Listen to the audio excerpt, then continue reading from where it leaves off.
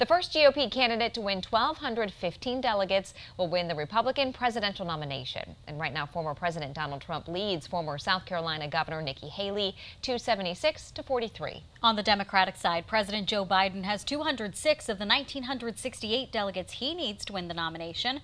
Political reporter Darielle Fair has you covered on how tonight's results could impact the Wisconsin primary in April.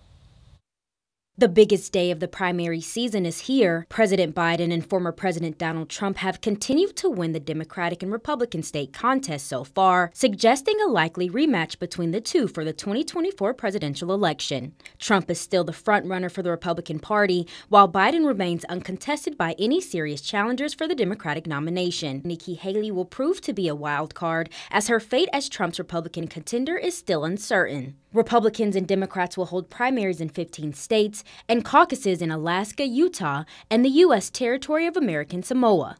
Today, it really is as close as we come to a national primary. Wisconsin is not one of the states participating in Super Tuesday. It will hold its first partisan primary on April 2nd, but its ballot is already set for that election. The real question is whether the Haley campaign decides to continue an active campaign. Will we see any ads here? Will we see candidate appearances?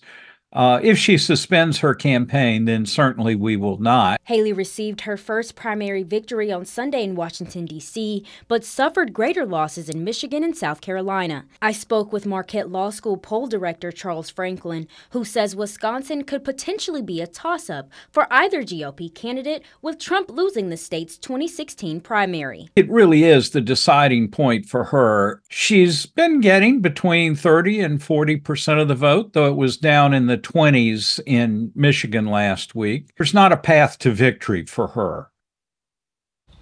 Franklin says tonight's results will determine whether Haley plans to continue her campaign. Wisconsin will only have a few municipal races on the ballot in April. Some of the state's key races will not be until August, but Franklin says regardless, voters should still pay attention to what's happening in their communities.